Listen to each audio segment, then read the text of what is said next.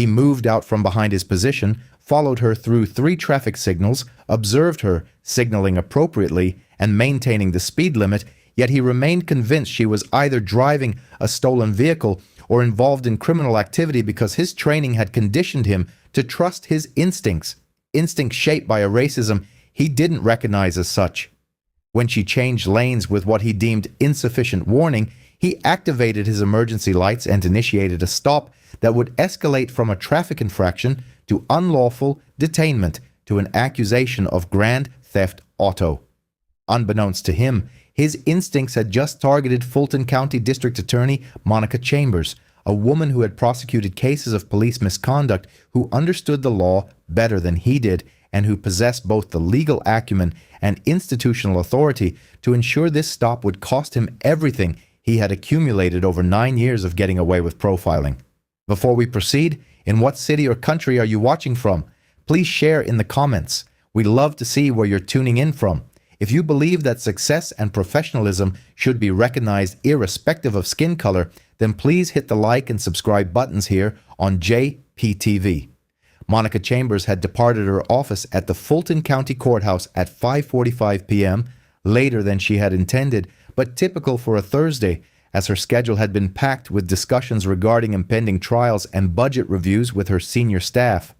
She was 41 years old and served as the district attorney for Fulton County, Georgia, a position she had held for the preceding 6 years, having advanced to it from an assistant DA role over a 14-year career. She had earned degrees from Spelman College and Emory Law School, served as a clerk for a federal judge, and established a reputation as a formidable and equitable prosecutor who did not waver in the face of powerful defendants or challenging cases.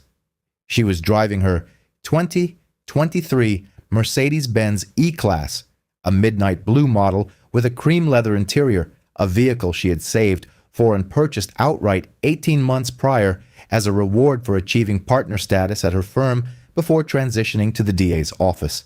The automobile was registered in her name, properly insured, and regularly serviced at the Mercedes dealership on Piedmont Road. It was habitually parked in her designated spot in the courthouse garage on weekdays, and anyone familiar with Atlanta's legal community would readily identify it as hers. On this particular evening, she was attired in a charcoal gray suit with a white blouse, her natural hair neatly pulled back in a bun, adorned with minimal jewelry save for her wedding ring and small diamond earrings. Her briefcase, filled with files she would likely review after dinner, rested on the passenger seat. She had made a stop at the Whole Foods on Piedmont Road to procure groceries, salmon for dinner, fresh vegetables, and the expensive granola her 15-year-old daughter, Amara, insisted was the only kind worth consuming. Now, she was en route to her residence on West Wesley Road, a journey of approximately 10 minutes through the tree-lined residential streets of Buckhead. Her phone was connected to the car's Bluetooth, and she was listening to a podcast concerning criminal justice reform, contemplating the opening statements she would need to prepare for a corruption case scheduled for trial the following week. She signaled appropriately at every turn, strictly adhered to the speed limit, and drove with the carefulness of someone who had dedicated their entire career to law enforcement and understood that even minor infractions can carry consequences, particularly for a black woman driving a car that surpasses the annual income of many individuals. What escaped her notice was the Atlanta Police Department patrol car that had emerged behind her 3 blocks earlier and had been following her ever since. Officer Wade Drummond was 37 years old and a 9-year veteran of the Atlanta Police Department, assigned to Zone 2, which encompassed Buckhead and its surrounding affluent areas. He had grown up in Kennesaw, a predominantly white suburb northwest of Atlanta, and had progressed directly from high school into a 2-year criminal justice program at a technical college, followed by entry into the police academy. His specific aspiration was to join the Atlanta PD due to its status as a major city department offering ample opportunities for action and career advancement. Although his definition of action typically involved working in areas with high crime statistics, which in his perception directly correlated with areas exhibiting higher percentages of black residents. His personnel file indicated he was a diligent officer responsible for numerous stops and citations, with a respectable arrest record. It also documented 7 complaints over his 9 years of service concerning discriminatory policing and excessive force. All of these complaints were filed by individuals of color and were subsequently investigated and dismissed due to insufficient evidence or deemed to be within departmental policy guidelines. The pattern was evident for anyone who chose to examine it. Drummond stopped Black and Latino drivers at rates significantly exceeding their demographic representation, conducted vehicle searches of these individuals at higher frequencies, and discovered contraband or violations at lower rates compared to his stops of white drivers, suggesting a practice of unwarranted suspicion rather than a response to actual suspicious behavior. He had been stationed in his customary location near the intersection of Peachtree Road and Far Road, utilizing his radar and observing traffic when the Mercedes drew his attention. He noticed it specifically because of its occupant, a black woman, professionally attired, driving a vehicle that, in his view, was incongruous. His internal thought process, one he would never verbalize but which consistently guided his actions, was that black individuals in Buckhead were either domestic workers returning home after cleaning homes, or they were criminals, or they were operating vehicles they could not legitimately afford. The possibility that she belonged in that neighborhood, in that car, possessing such evident success, did not register as a viable option. He maneuvered behind her and followed, observing her driving. She was adhering to all regulations, maintaining the appropriate speed, signaling her turns, and keeping a safe distance from the vehicle ahead. However, he had already formed the conclusion that something was amiss, and therefore he scrutinized her for any minor infraction he could utilize as justification. When she transitioned from the right lane to the left lane on Peachtree Road in preparation for a turn, she signaled, but in Drummond's assessment, she did not do so sufficiently in advance. It was a marginal infraction, the kind of maneuver officers overlook on a daily basis for drivers who do not trigger their preconceived biases. Nevertheless, it sufficed. He activated his emergency lights and briefly sounded his siren. Monica observed the blue flashing lights in her rearview mirror and felt a sickening lurch in her stomach, a sensation familiar to every black driver. That moment of "what did I do wrong?" mingled with "please, let this be routine," and an underlying dread stemming from the knowledge that traffic stops can tragically turn deadly. She activated her turn signal, reduced her speed, and pulled over onto West Paces Ferry Road in front of a sprawling Georgian-style mansion with meticulously maintained hedges and a circular driveway.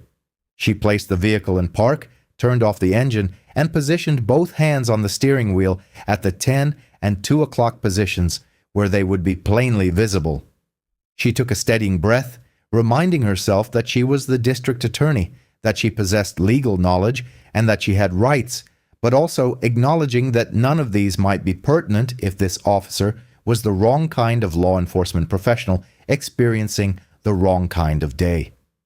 In her rearview mirror, she watched Drummond approach, and his demeanor heightened her unease. His hand rested near his firearm. His facial expression conveyed a sense of prejudgment.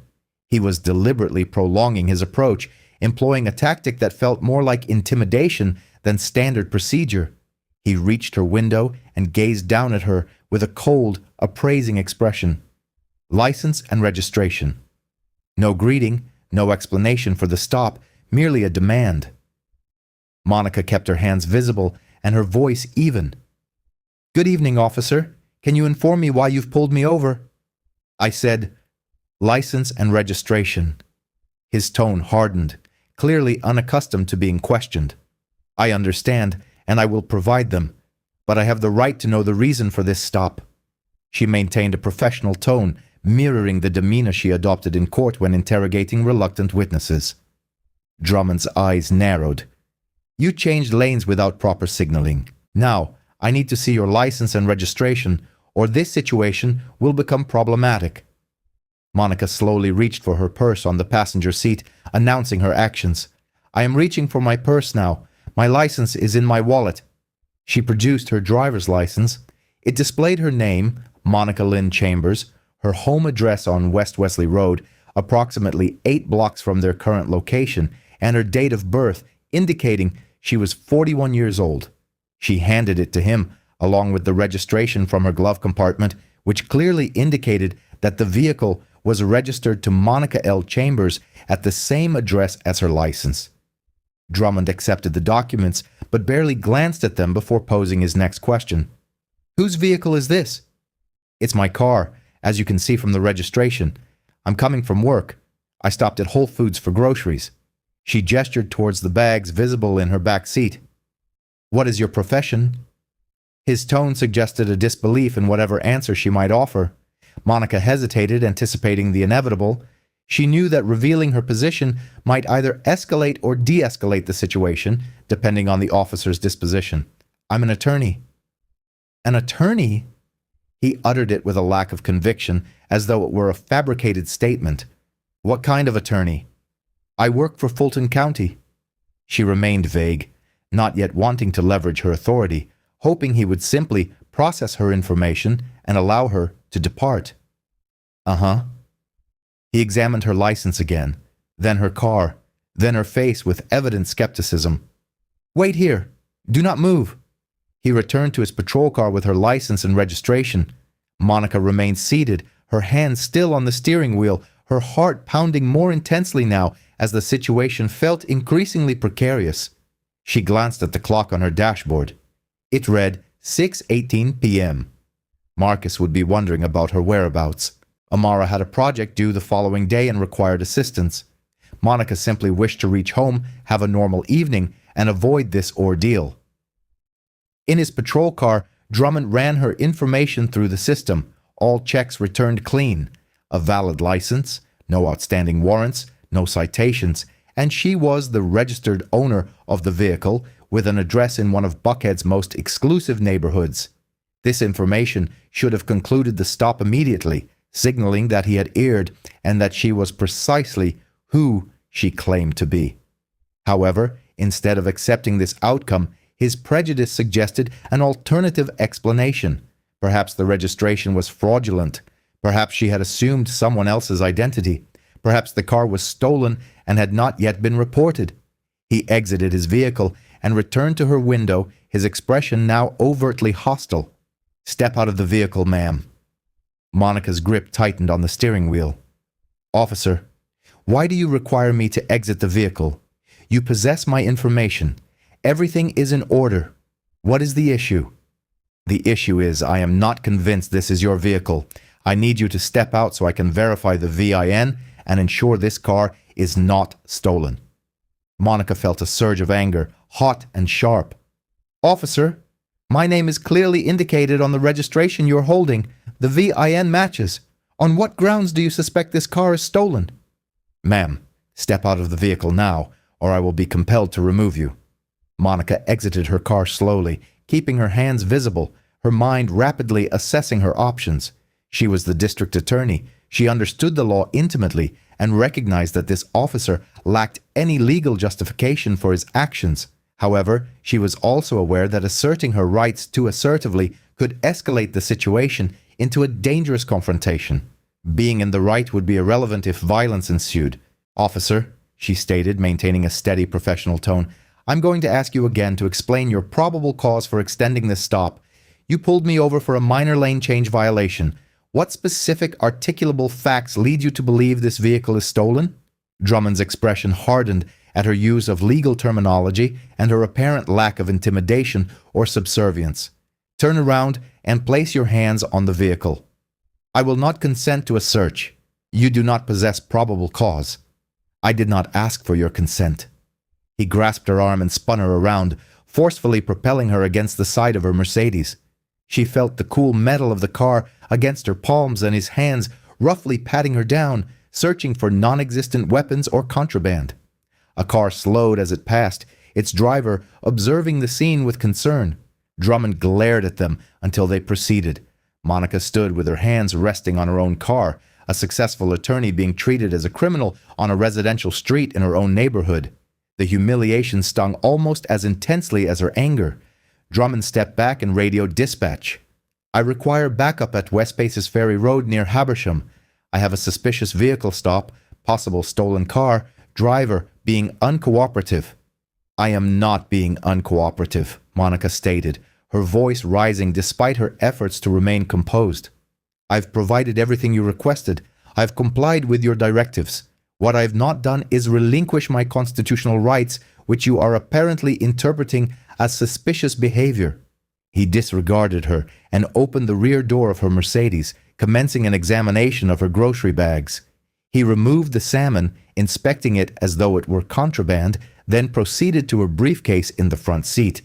He opened it without authorization and began sifting through her legal files, her case notes, and her private professional documents. "Those are confidential legal documents," Monica stated. "You are currently violating attorney-client privilege." Drummond withdrew a folder and perused its contents. Then his hand halted. He had discovered her business cards, which clearly identified her as Monica L. Chambers, District Attorney, Fulton County. He stared at the card for an extended period, and Monica observed his face as the reality began to dawn upon him. However, instead of offering an apology or backing down, he doubled down. "Anyone can print business cards," he asserted, tossing the card back into her briefcase. "I've encountered individuals who fabricate all manner of credentials." Monica could scarcely believe what she was hearing. "You believe I fabricated my identity as the district attorney? You can contact the courthouse immediately and verify. You can look me up online. My photograph is displayed on the Fulton County DA website." A second patrol car arrived, and another officer exited. Drummond approached him to provide a briefing, and Monica could discern fragments of their conversation. Drummond was relaying that the registration appeared suspicious and that the driver claimed to be some form of legal professional.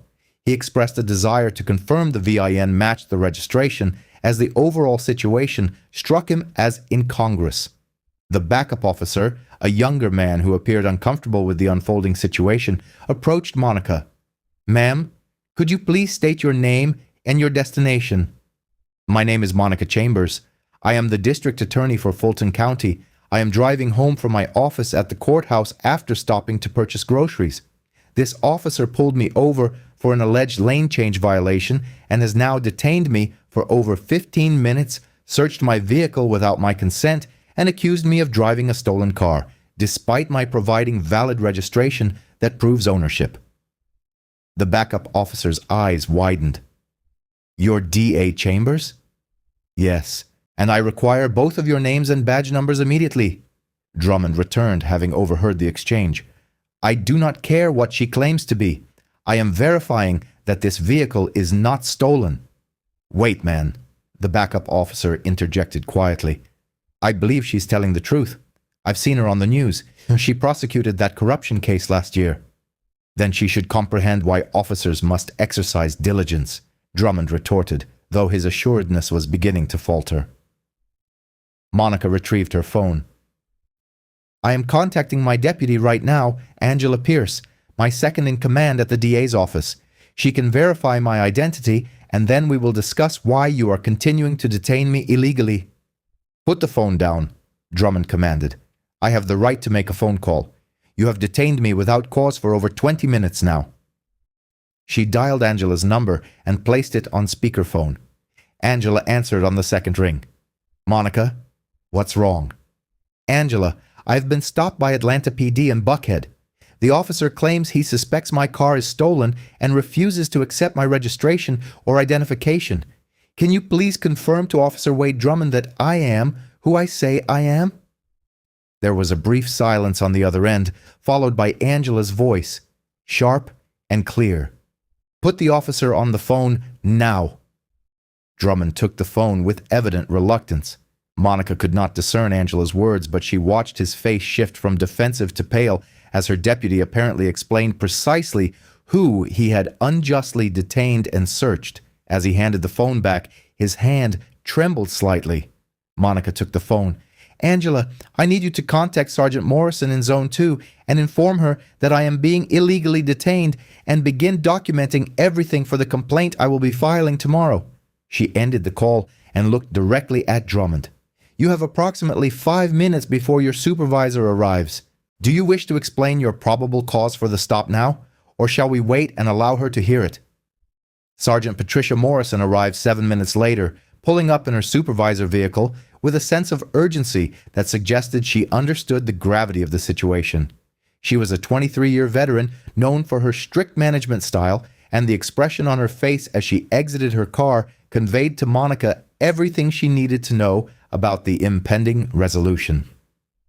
Morrison walked directly past Drummond towards Monica, who was still standing beside her Mercedes with her arms crossed over her chest, her business suit creased from being pressed against the car, her professional composure barely concealing her fury. "District Attorney Chambers," Morrison stated, her use of the full title deliberate and pointed. "I apologize for this incident. You are free to leave immediately." "I am not going anywhere until I receive answers," Monica replied. "Your officer has detained me for over 30 minutes, accused me of driving a stolen vehicle despite possessing valid registration in my name, searched my car and my confidential legal documents without consent or probable cause, and refused to acknowledge my credentials even after I identified myself. I want to understand what justification he has for any of this." Morrison turned to Drummond, her voice icy. "Officer Drummond, what was your reasonable suspicion for this extended detention?" Drummond stammered through an explanation concerning the lane change violation, the perceived expense of the vehicle for the area, and his desire to verify the VIN. Every utterance only intensified the situation because no assertion met the threshold for probable cause, and everyone present understood this. "That automobile struck me as quite pricey for this locality," Monica stated again, her voice sharp. "My residence is a mere 8 blocks from this point. I frequent the Whole Foods on Piedmont for my shopping. I traverse this particular district daily, commuting to and from my home." "Could you please elucidate, Officer Drummond, precisely what aspect of my presence here struck you as incongruous?" The query lingered in the atmosphere, as the answer was known to all. It wasn't the vehicle, nor the neighborhood, nor any quantifiable element. It was Monica's racial identity, her blackness within an affluent Caucasian enclave that had ignited his suspicion. Morrison discreetly drew Drummond aside, and their exchange was both concise and severe. Monica couldn't discern every word, but she distinctly overheard phrases such as body camera evidence and internal affairs, and placed on leave pending an inquiry. Upon Morrison's return, she held Drummond's body camera. "I will require a review of the footage pertaining to this traffic stop," Morrison declared, "and I must inform you that Officer Drummond will be placed on administrative leave while we conduct an investigation into this incident." "Excellent," Monica responded, "because I will require that footage for my formal complaint and my civil rights litigation. And you should be aware, Miss Morrison, that this is not the initial occasion I have encountered Officer Drummond's name surfacing in my office." She retrieved her mobile device and accessed her email, scrolling back through several months of correspondence. 3 months prior, my office received a grievance from a black city council member. He was stopped by Officer Drummond in this very vicinity and wrongly accused of operating a stolen Lexus, which he demonstrably owned. We forwarded the matter to your department and were informed it had been resolved internally. 2 months before that, a black physician was detained and searched by Officer Drummond, also within Buckhead, also facing accusations of vehicle theft, and also piloting her own legally registered automobile. I have at least 4 additional comparable complaints documented in my files, all involving Officer Drummond, all pertaining to black professionals in high-end vehicles, and all subsequently dismissed by your department as justified stops. Morrison's expression transitioned from concern to outright alarm as the pattern became unmistakably clear. "I hadn't drawn that connection previously because I process hundreds of complaints," Monica continued. "However, now that I myself am a victim of this same officer's racial profiling, I will personally scrutinize every single traffic stop Officer Drummond has executed in the preceding 5 years. And if my findings align with my suspicions, this will transcend a mere internal affairs matter. It will initiate a federal civil rights investigation." She then turned her attention to Drummond, who stood by his patrol vehicle, appearing as though his entire world was unraveling. "You observed a black woman operating a Mercedes-Benz and presumed I was a criminal. You failed to perceive a professional. You didn't recognize someone who might rightfully belong in this neighborhood. You didn't see an individual deserving of basic human dignity. You saw my complexion and based every subsequent action on that single characteristic. And precisely because I hold the position of district attorney, you will face repercussions that numerous other victims of your discriminatory practices never had the opportunity to witness." Morrison attempted to de-escalate the situation. "District Attorney Chambers, I assure you, this matter will be investigated with the utmost thoroughness." "It had better be," Monica interjected, cutting her off. "Because tomorrow morning I'm holding a press conference regarding this stop, and I will be announcing a comprehensive examination of all traffic stops conducted in Buckhead for evidence of racial profiling. Your department has been dismissing complaints against Officer Drummond for years. Had I been anyone else this evening, a teacher, a nurse, a secretary, I would simply be another black woman subjected to humiliation on the roadside without any avenue for redress. But I'm not just anyone. I'm the district attorney, and I will ensure that everyone understands precisely what transpired here." She re-entered her Mercedes, initiated the engine, and cast one final glance at Drummond through her window. "You selected the wrong individual to profile, officer, and that decision will prove exceedingly costly for you." She drove away, leaving Drummond standing on West Pace's Ferry Road, watching his professional future vanish in the receding taillights of the very car he had erroneously presumed she had stolen. Monica navigated the remaining 8 blocks to her residence, her hands trembling on the steering wheel. She pulled into her driveway and remained seated in her vehicle for 10 minutes before she could muster the resolve to enter her home. Upon finally crossing the threshold, her husband Marcus took one look at her countenance and immediately perceived that something was profoundly amiss. She recounted the entire ordeal to him, while their daughter Amara listened from the staircase. Marcus embraced her as she wept, tears of both fury and humiliation streaming down her face. Amara descended the stairs, inquiring why the police had treated her mother in such a manner. Monica found herself confronting the very conversation she had dreaded throughout her daughter's young life. The stark reality that even holding the position of district attorney, possessing a law degree, a title, and widespread respect within the legal profession was insufficient to shield her from being perceived as suspicious solely based on her race. The subsequent morning's press conference garnered coverage from every prominent news outlet across the state of Georgia. Monica stood at the podium within the Fulton County Courthouse, meticulously detailing the events in precise legal terminology and presenting excerpts from Drummond's body camera footage, which depicted him searching her vehicle against her express objections and dismissing her credentials as potentially fabricated.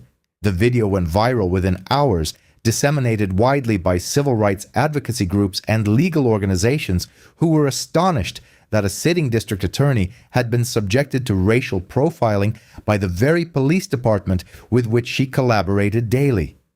Her formal complaint targeted not only Drummond, but also the Atlanta Police Department's established pattern of disregarding racial profiling allegations. She appended the 4 preceding cases she had cited, along with an additional 7 discovered during a preliminary review of complaints involving Drummond over a 5-year span. This brought the total to 11 black professionals stopped in Buckhead, all accused of operating stolen vehicles they legally owned, all subjected to searches without adequate justification, and all complaints summarily dismissed as compliant with policy. The federal inquiry she had threatened materialized when the Department of Justice expressed interest in the evident pattern. The case escalated far beyond a single traffic stop, evolving into an examination of policing disparities in affluent, predominantly white neighborhoods and the operational methods of officers like Drummond, who relied on racial assumptions about belonging and status. Within 3 weeks, Drummond was terminated following an internal investigation that revealed multiple policy violations during the encounter. He had prolonged the detention without probable cause, conducted an unlawful search, failed to de-escalate the situation despite supervisory intervention, and his body camera footage demonstrably showed him disregarding clear evidence of Monica's identity because it contradicted his prejudiced assumptions. Criminal charges were subsequently filed for deprivation of civil rights under color of law. He was convicted, receiving a sentence of probation and community service, and permanently forfeiting his law enforcement certification. The civil lawsuit initiated by Monica sought damages not only for herself, but also established a precedent that aided other victims of Drummond's profiling. The city agreed to a settlement totaling $400,000 and committed to implementing comprehensive reforms, including mandatory implicit bias training, an independent review process for all racial profiling complaints, and public dissemination of traffic stop data, categorized by race and neighborhood. However, the professional repercussions were an unforeseen consequence for Monica. Upon her return to work the day after the press conference, she found her relationship with the Atlanta Police Department irrevocably altered. While some officers expressed support and embarrassment over Drummond's conduct, others harbored resentment, viewing her public complaint and refusal to resolve the matter through internal channels as an act that unfairly tarnished the department's reputation.